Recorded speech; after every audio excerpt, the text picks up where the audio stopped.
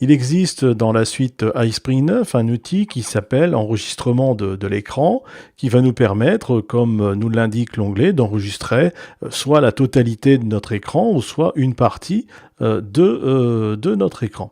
Alors je vais donc démarrer un nouvel enregistrement et je vais avoir une fenêtre qui va s'afficher et qui m'offre ici un certain nombre de paramètres à prendre en considération, comme la possibilité d'enregistrer uniquement mon écran sans webcam, d'enregistrer uniquement la webcam sans mon écran, ou d'enregistrer les deux.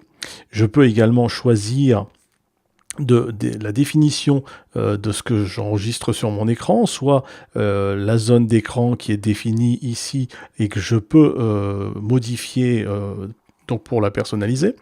Je peux choisir un plein écran ou choisir une application.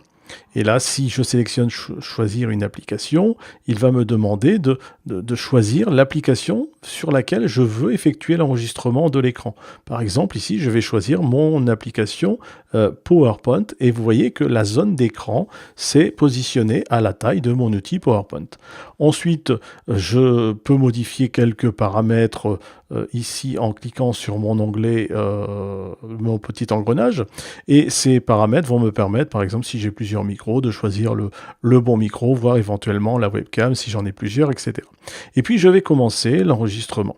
Donc ici, il y a un compte à rebours qui se met en place. Et une fois que ce compte à rebours se met en place, eh bien, vous voyez que je vais faire des actions très simples finalement. Je vais simplement cliquer sur mes différentes diapositives. Donc je travaille de manière tout à fait naturelle à l'intérieur de mon outil PowerPoint.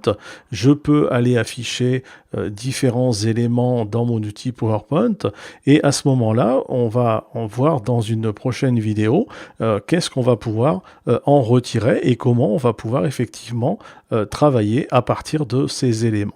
Donc je vais fermer cette fenêtre et quand j'ai terminé, il ne me reste plus qu'à cliquer sur mon bouton terminé qu'on ne voit pas ici puisqu'il est en dehors de la zone.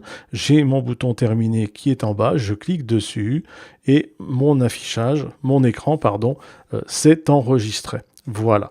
Et donc là, il me propose enregistrement d'écran terminé.